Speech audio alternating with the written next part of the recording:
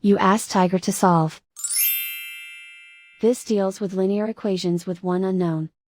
The final result is x equals 17/8. Let's solve it step by step.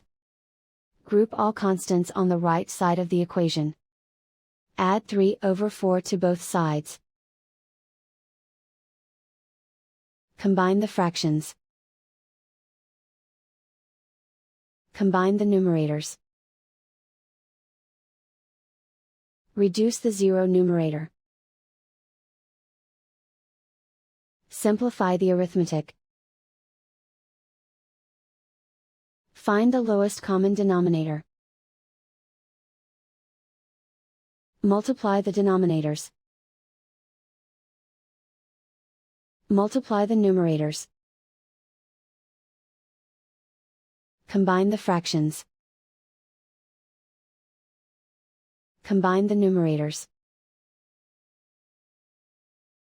And so the final result is x equals 17/8.